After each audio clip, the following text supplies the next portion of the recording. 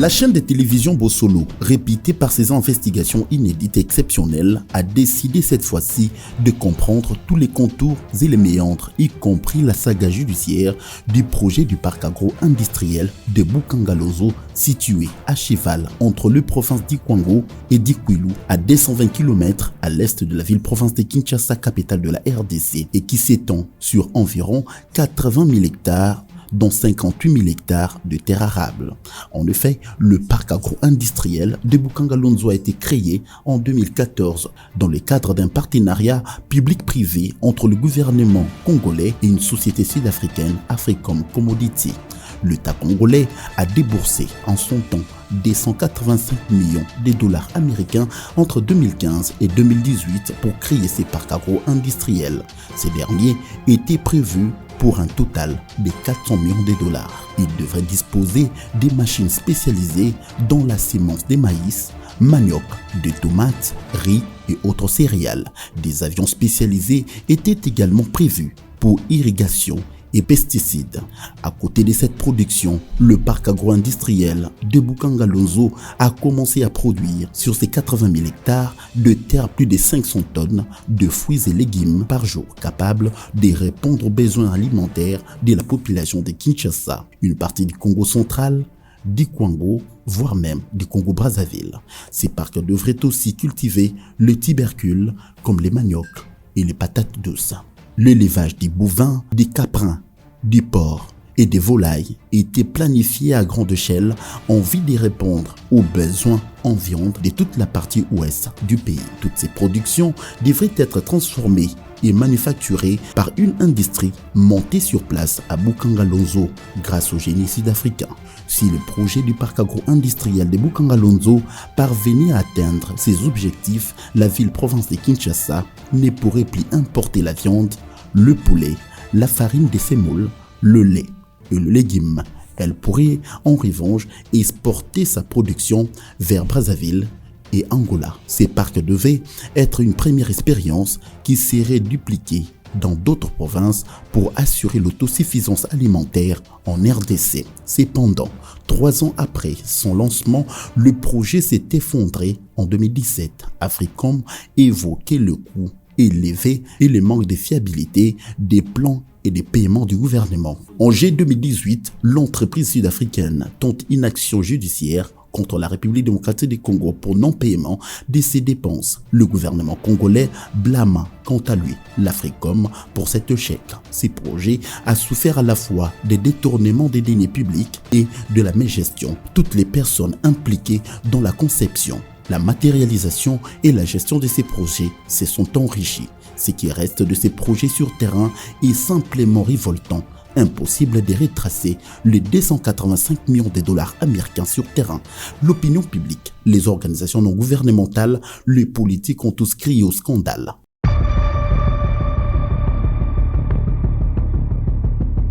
L'ancien premier ministre Sylvestre Ilunga Ilunkamba fut le premier politique à être scandalisé publiquement. Le chef de l'État, Félix Tshisekedi, a appelé lors de son discours à la nation du 30 juin 2020 à tourner cette page sombre des détournements dans le pays. L'opposant Martin Fayulu, quant à lui, avait demandé lors de son message au peuple congolais de ce même 30 juin 2020 des enquêtes sérieuses et l'arrestation des auteurs de ces détournements historiques.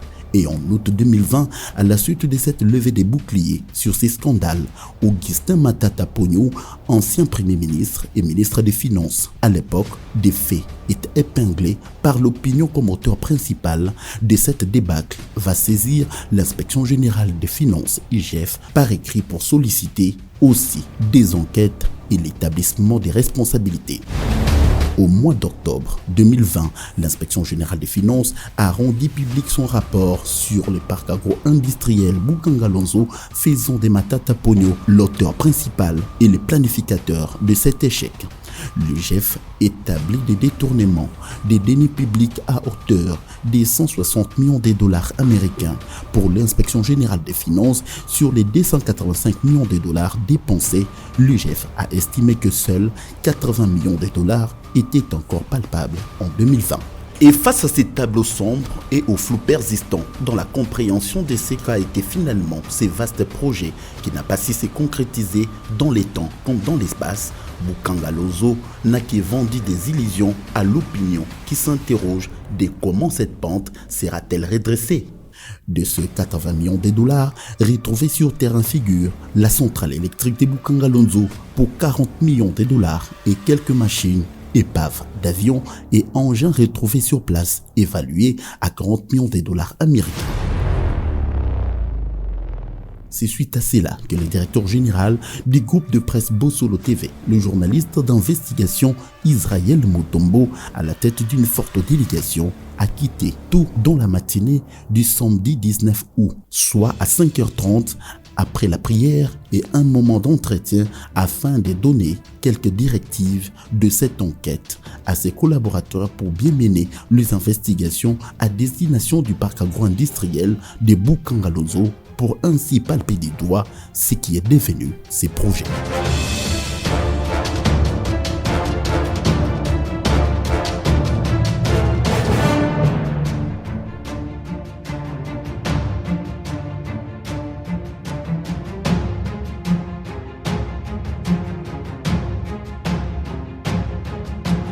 Après plus de 3 heures de route sur la nationale numéro 1, Israël Mutombo et sa suite sont enfin arrivés au poste d'entrée de ce parc.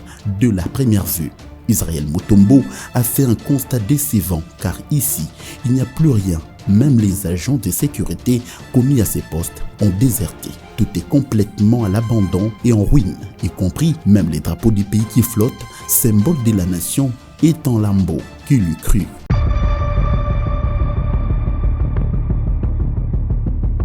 Ne sachant pas par où commencer, celui qui les Congolais appellent affectueusement Papa Sango est resté debout durant une trentaine de minutes. Par la suite, un policier s'est présenté pour l'accueillir. À cet effet, cet agent de l'ordre a fait quelques révélations au patron du groupe de presse Bosolo, dont ils ont 11 mois d'arriérés des salaires depuis la fermeture de ces parcs et le manque des effectifs des éléments de la police commis à la surveillance de ce parc agro-industriel. À l'en croire, ils étaient nombreux. Par la suite, ils ont resté à 11 et pour l'instant, ils ne sont plus qu'à 4. Et depuis lors, rien ne s'est fait jusqu'à présent.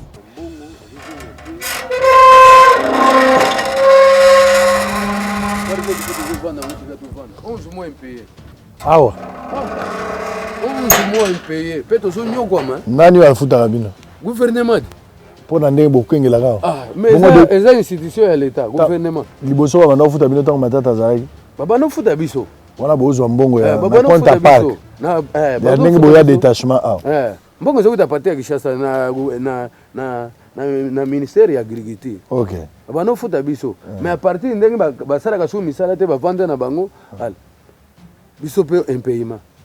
Mais avant bamindele bayawa ba machine ya labour ezali ya sorte mais rien mais biso ba garder to kengela to landa une année 11 mois de to za impayé ratio te to vivre kana ndenge ya bandeke ka koluka na ndenge na chance que gouvernement faut ta biso okene kozwa na banque oyo l'état na compte ya mbongo na yango sikoyo mais aujourd'hui ça peut ba kondi bokengela ka po institution ya l'état pour ceux qui ont la témoigné.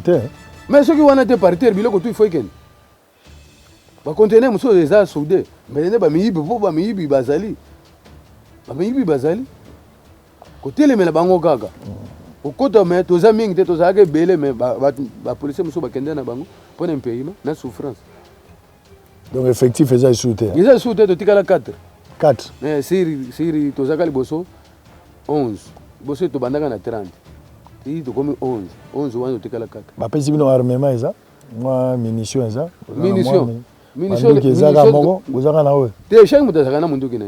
Ah chaque mutu. Chaque mutazaka na munduki na. Ba pesa biso pe renfort masasi kuna na bataille. L'équipe de Bosolo était obligée de monter à bord de cette Jeep 4x4 pour parcourir 40 km de route qui séparent l'entrée et là où sont érigés des entrepôts de ces parcs agro-industriels. Parcourant ainsi ces longs trajets, un constat décevant s'observe du mauvais état de la route qui est sablonneuse et complètement délabrée.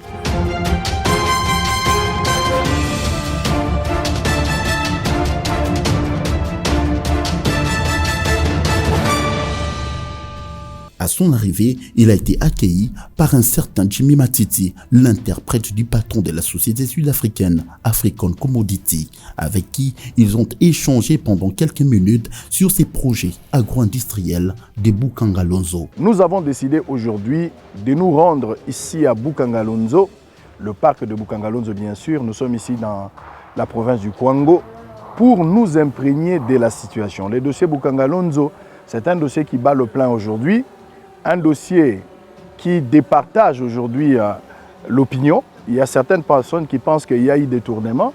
Batomoso bazomona que détournement ezala quitté. Batebele bazali accusé derrière ces dossiers, Bamsou bazo prétend que zala ba innocent.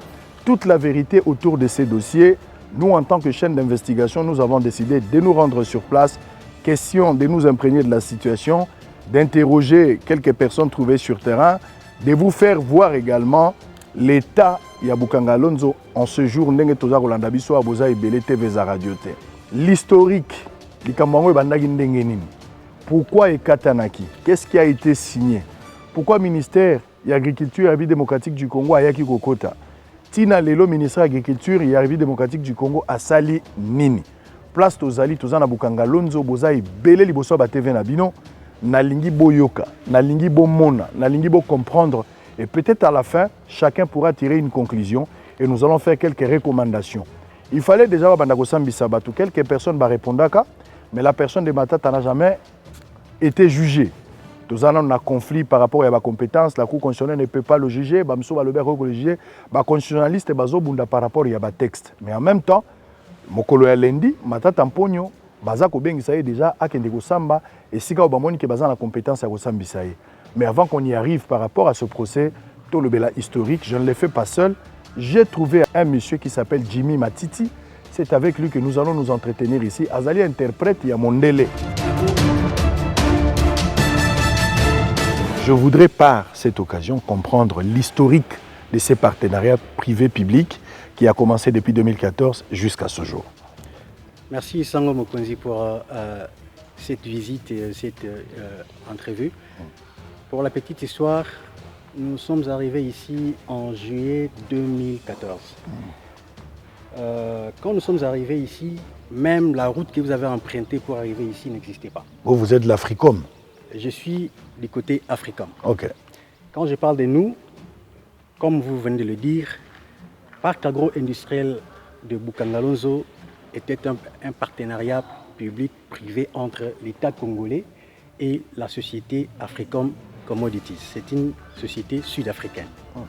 Et selon le clause, le gouvernement congolais ou le pays comme la République démocratique du Congo devrait sur le 100% de l'investissement mettre au moins 85% et Africom devrait mettre 15% du coût d'investissement.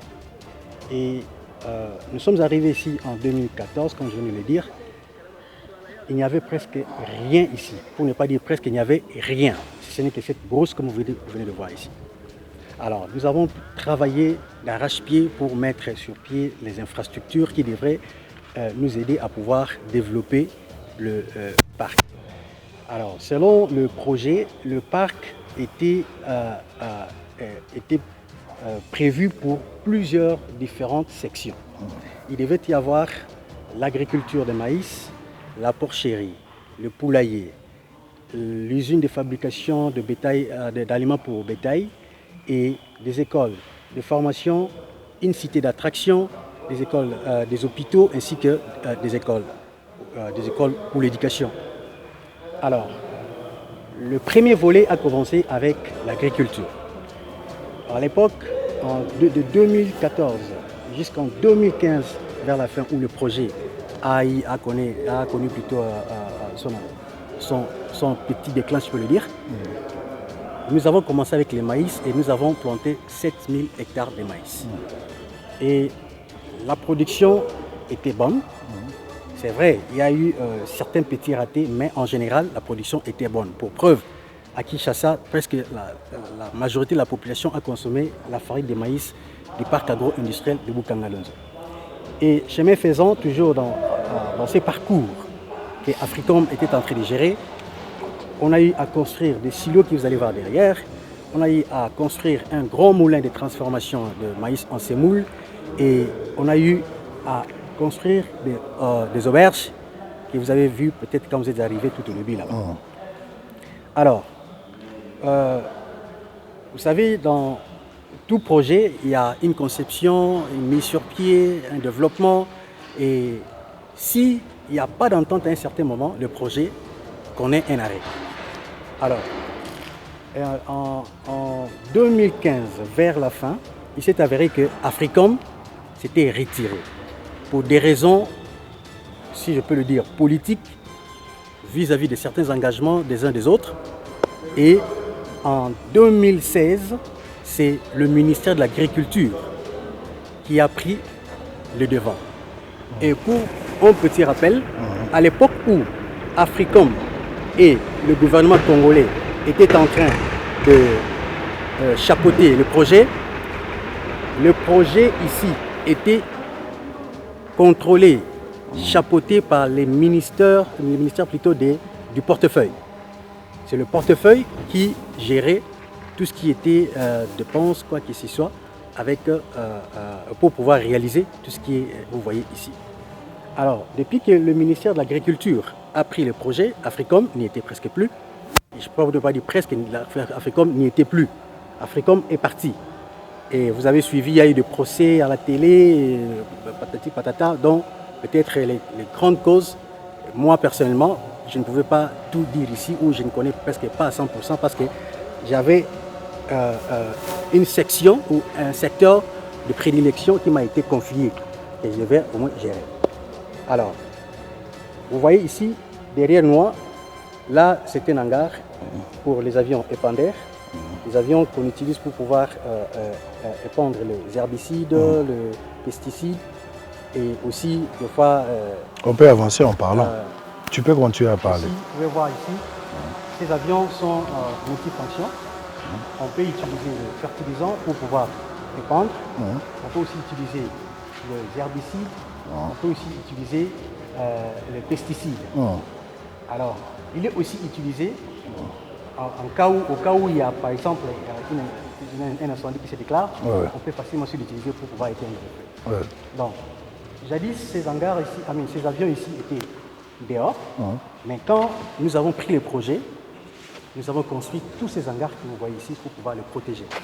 Donc ces avions datent, je vais dire ici à Bukangalo, ça fait presque plus de 8 ans que ces avions sont depuis ici. 2014. Depuis 2014.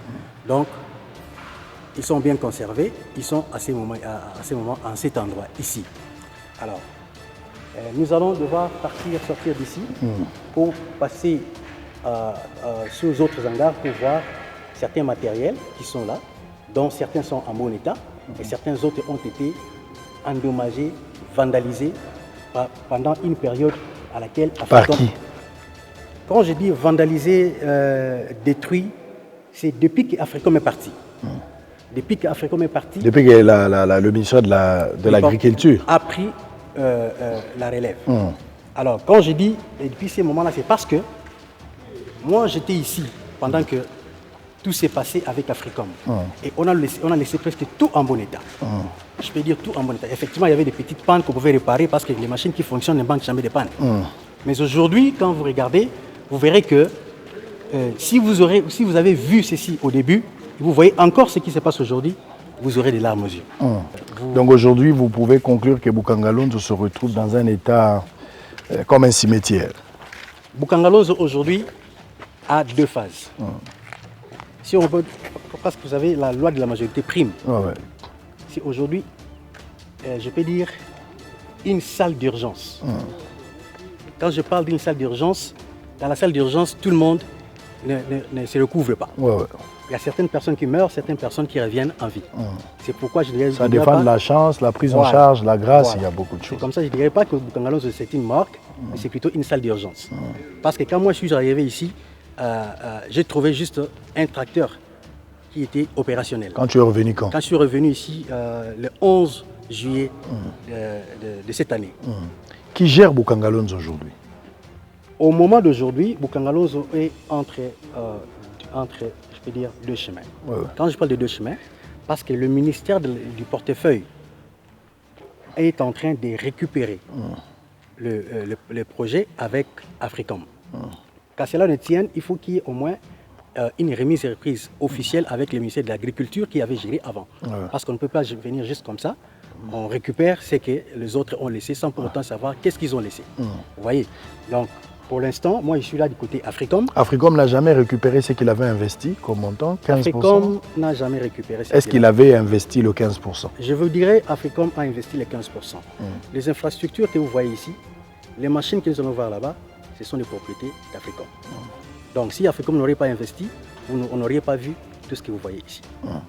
Ensuite, il a été convié à faire un état des lieux de la situation actuelle de ce parc agro-industriel. Des avions pour irrigation et arrosage sont complètement délaissés. À cela s'ajoutent des arroseurs à pivot qui sont complètement abîmés et détruits.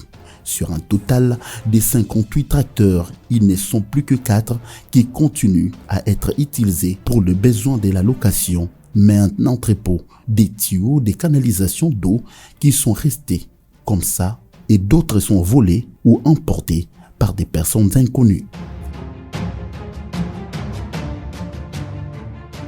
Dès là, Israël Mutombo a pu voir quelques tracteurs complètement détruits et d'autres qui sont restés que des épaves, y compris même le moteur qui sont irréparables.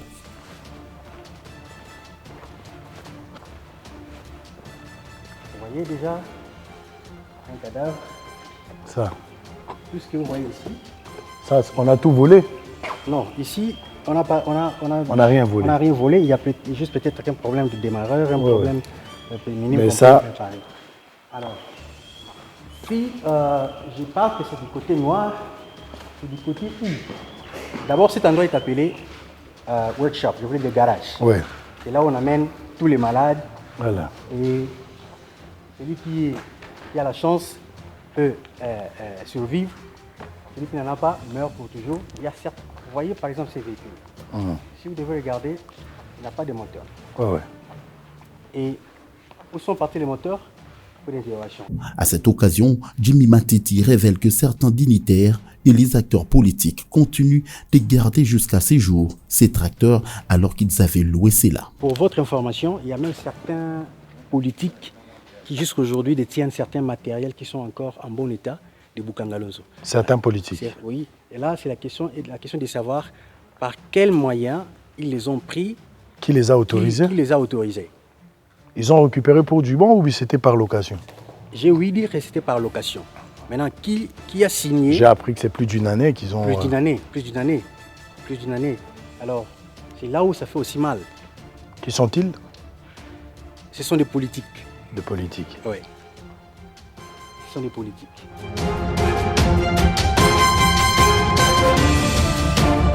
Incroyable mais vrai.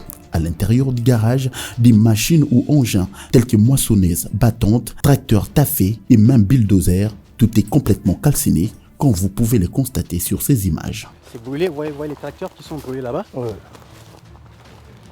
Tout ça c'est brûlé? Tout ça c'est brûlé. Vous voyez les tracteurs, tout ça c'est brûlé. Viens. Alors, ça servait à quoi? Ça c'est la moissonneuse battante. Oui. C'est une moissonneuse qui récolte le maïs. Ça a une capacité de maximum 8 tonnes. Quand ça récolte, le maïs, vous voyez l'exercice que vous avez fait quand on était au champ là-bas? Si. Mais maintenant c'est la moissonneuse qui fait ça. Là c'est moissonneuse battante. Hein? Oui. Et puis l'autre là? Ça c'est un bulldozer. C'est une mastodonte remplie de métal.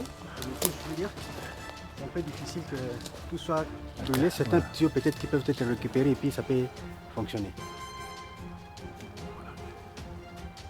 Qui a brûlé ça? Bon, j'ai dit quand je dis que c'est brûlé, vous voyez, maintenant vous pourrez vous allez constater qu'il y a des coupures. Ouais. Il y a des coupes que j'ai faites avec les gens. Logiquement, on devrait le faire avant que ceci n'arrive. Dans les conteneurs ici, il y a quoi? Les conteneurs, moi à l'époque j'ai reçu plusieurs matériels. Ouais. Mais quand l'équipe qui a pris la relève est arrivée, ouais. Je ne sais pas qu'est-ce qu'ils ont trouvé, qu'est-ce qu'ils ont pris et ils ont scellé les conteneurs. Hein? Nzo exemple typique. Boye kokuta biso kuna toza na zamba tozoboma moto. Toza côté boye na service mosusu. Kuna batombi esobe. Imaginez vous mboka munene boye. Esobe ne sobe. Soki ezalaka basi bakata matiti. Ese bakoki kotuma moto. Vous avez un premier effectif. Effectif exact. Toza kaka na 4. 4 policiers avant. Mais bazo futande bato bakimi. Yango bato bakimi. Donc Bukangalonzo Bobo 85 000 hectares botikali ka 4 personnes. À cela s'ajoute le MT-60 et plusieurs véhicules et même des containers frigorifiques ainsi que plusieurs pièces de rechange qui ont été vendues par certains politiques. Des véhicules comme ça qui sont vendus à Kinshasa chez certaines personnes. Nous sommes en train d'investiguer, je ne veux pas tout parler ici, sinon on va voyer Ils ont vendu ça, j'ai des informations. Un véhicule comme ça, ils ont vendu. Sans pneu.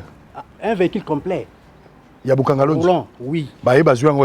Sango, je vous dis, vous voyez, vous êtes sur 17e rue. Oui. Le pont là-bas. Oui. À votre gauche. Oui. Vous entrez à l'intérieur, vous voyez ces véhicules. Cette marque n'est que Bukangalonzo. Venez voir les pneus ici. MT-60. MT-60. Bah combien de C'est ça, MT-60. MT yango. Donc ils ont qu'à Bukangalonzo. Donc les politiciens à Kinshasa, il n'y a que Bukangalonzo qui a. Mais on commence à vendre ça. On les a déjà vendus. Ouf. On a déjà vendu ceci. Nous sommes en train d'investiguer. Combien par exemple? Combien Ils ont vendu ces véhicules. Ils ont encore vendu des conteneurs frigorifiques. Ouais. Pour celui-ci, ça m'a été confirmé à plusieurs sources. Les conteneurs frigorifiques, on devait en avoir 10 ici. Malheureusement, je n'ai trouvé qu'un seul. Et plus fort encore, à l'époque, il y a certaines personnes, c'est les informations que j'ai apprises, qui ne travaillaient plus ici, en fait, qui travaillent d'abord ici, qui sont partis ailleurs, qui utilisent la même machine que nous avons. Au cas où il y a une panne là-bas, ils reviennent ici, ils prennent des pièces de rechange ici pour aller dépanner de l'autre côté. Alors que peut-être le propriétaire de la ferme lui a donné l'argent pour pouvoir acheter. Donc, Bukangalonzo, s'il faut retenir, depuis 2014, ouais. Il n'y a qu'une seule fois que la récolte a été faite. C'était en 2014-2015, ouais. Où vous avez récolté 7000 hectares ouais. De maïs, ouais. Côté volet agriculture. Ouais. Hormis ça, vous n'avez jamais fait quelque chose. On n'a jamais fait quelque chose d'autre, si ce n'est que les projets étaient maintenant en train de construire, par exemple, l'irrigation là-bas pour pouvoir faire partir de l'eau de là où nous étions et puis faire d'autres cultures. Ça, c'est resté en projet. Mais ce qui a été réalisé, c'est les 7000 hectares. 7000 hectares à mon époque. Oh, oui, 2014-2015, avec Africom. Avec Africom. Après moi, un moment, de l'autre côté, vous allez voir, ils ont sémé certaines histoires, qui sont restées comme ça. Là, je n'en connais pas trop. Par la suite, il l'a fait visiter à l'intérieur du garage. À cet effet, il accuse certaines personnes de n'avoir pas eu la volonté de bien lancer ces projets, car plusieurs pièces de rechange n'ont jamais été utilisées et sont encore récupérables. On nous fait visiter l'intérieur du garage. À chaque fois qu'il y a un véhicule qui tombe en panne, on l'amène ici pour réparer. Ouais. Ce que vous voyez ici, ce sont des véhicules en panne qu'on devrait réparer. Mais malheureusement, on trouve que certains véhicules n'ont pas de moteur. On aurait appris que certaines personnes ont pris des moteurs. Donc on a tout volé encore. Ils ont volé. Moi, je dirais qu'il n'y avait pas une volonté de la part de ceux qui ont eu à gérer le truc. Parce que nous avons tout ce qui est comme pièce de rechange de tous ces matériels que vous voyez ici. Jimmy Matiti a par ailleurs révélé le pourquoi African Commodity est revenu dans ses projets. Ce qui nous fait revenir, ce sont des engagements entre le gouvernement et Africom. Et c'est comme vous avez votre enfant que vous avez engendré, même s'il devient, comme on dit, Koulouna, à un certain moment, vous pouvez savoir comment le récupérer. Les gens qui avaient le projet, qui ont conçu le projet, qui savaient comment piloter, n'étaient plus là. Ce sont des personnes qui veulent revenir pour pouvoir faire la continuation et mettre sur pied ce qui a été prévu. Parce que si jamais ces gens-là avaient la volonté de faire, on n'aurait pas eu même ces silos que vous voyez là-bas, même pas le gros moulin que nous avons là-bas d'une capacité 50 000 tonnes, si je m'abuse, dans 24 heures. Donc, ce sont ces gens qui veulent revenir, bien sûr, si le gouvernement signe un contrat définitif avec eux. Voilà. Il faut qu'il y ait des avenants, peut-être il faut utiliser les mêmes contrats, mais avec un avenant. Voilà. Suite aux effectifs réduits des éléments de la police, plusieurs biens ont été volés. En outre, il confirme qu'il y a des containers de pièces de réchange qui sont restés depuis qu'ils ont été commandés et par la même occasion, il a présenté les motos qui servaient pour la circulation des policiers. Quand vous étiez là, il n'y avait jamais eu de vol. Les vols ont commencé juste après vous. Si je peux dire en termes de pourcentage de vols, je pouvais dire 5 à 6% des vols. Quand vous étiez là? Oui, parce que moi-même j'ai aussi attrapé des voleurs. Ok. Oui. Mais des voleurs congolais? Des voleurs congolais, bien sûr. Ce sont nos frères congolais. Mais aujourd'hui, je vous parle, si je dois vous montrer à un autre endroit, quand vous êtes arrivé ici, vous n'avez pas trouvé là où l'eau jaillit. Mais à l'époque, l'eau jaillissait. Ils ont vandalisé les câbles qui ramenaient de l'eau. Ils ont même vandalisé les câbles qui ramenaient l'électricité parce que la sous-station là-bas alimente même... Qui a vendu? Qui a vendu? Ah, c'est ça la bonne question. Vous venez de parler de l'effectif des policiers dehors. Oui, oui. 4 policiers. Avec 80 000 hectares. 80 000 hectares. Impossible. 85 000 ou 80 000? 80 000 hectares. 80 000 hectares. Avec 56 000 hectares de terres arabes. Par la suite, il a présenté une machine, Bedner, qui n'a jamais fonctionné et abandonné à son triste sort. Bedner, ça coûte 250 000 $. Ouais. Ça ne peut plus fonctionner. Si, ça fonctionne. Ceci n'a jamais fonctionné depuis que c'est arrivé. Mais c'est encore... Bon, ici, c'est juste question de faire le graissage, de remplacer certains tuyaux de... Et tous ces conteneurs, il y a quoi? Les conteneurs, il y a des conteneurs de tuyaux pour l'irrigation, il y a certains conteneurs qui sont scellés, il y avait d'autres matériels à l'intérieur.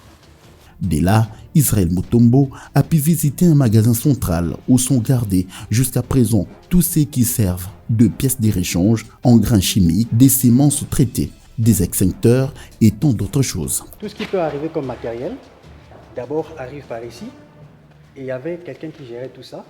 S'il y a une demande, il y a une réquisition qui est faite pour pouvoir réparer tout engin, il présente sa réquisition, signée par le chef du département, et les gestionnaires du magasin entrent pour chercher la pièce lui donnée.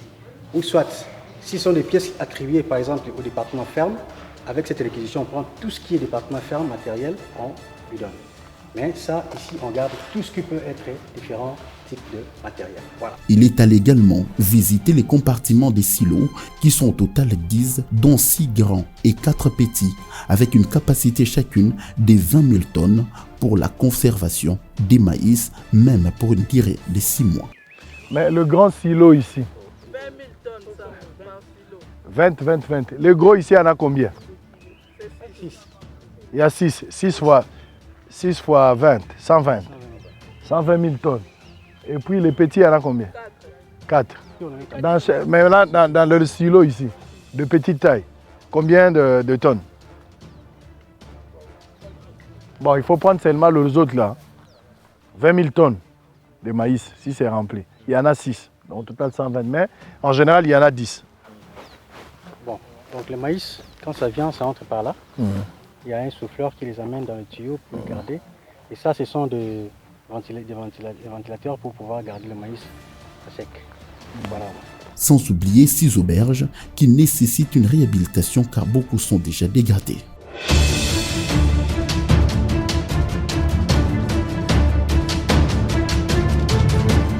Égard ce qui précède, la Cour constitutionnelle a décidé de relancer le procès lié à un prétendu détournement des fonds destinés au parc agro-industriel de Bukangalonzo, dont le sénateur Augustin Matata Pogno est le principal accusé. Une audience est programmée même le 21 août. Depuis le début de cette saga judiciaire, la Cour constitutionnelle a déjà rendu des arrêts contradictoires en novembre 2021 sous la férule du professeur Dieudonné Kalouba. Cette juridiction s'était dessaisie de ces dossiers liés à un présumé détournement des fonds alloués au parc agro-industriel Bukangalonzo. Ces griefs et mise à charge de Matata Pogno et ses co-accusés. Un an après, sous les commandes de Dieudonné Kamuleta, la haute cour s'était rétractée. On se déclare compétente à réprimer les infractions commises par un ancien président de la République ou un ancien premier ministre durant l'exercice de ses fonctions. D'où la justice congolaise est appelée à tirer au clair cette affaire, car c'est l'argent du contribuable congolais qui est parti en fumée et que tous ceux qui sont cités dans cette affaire puissent subir la rigueur de la loi pour que cela serve d'exemple à des générations futures. À la lumière de la récente action judiciaire déjà amorcée par la Cour constitutionnelle à l'endroit des principaux acteurs impliqués dans ces dossiers, dont l'inspection générale des finances et l'État congolais ne comptent pas lâcher prise.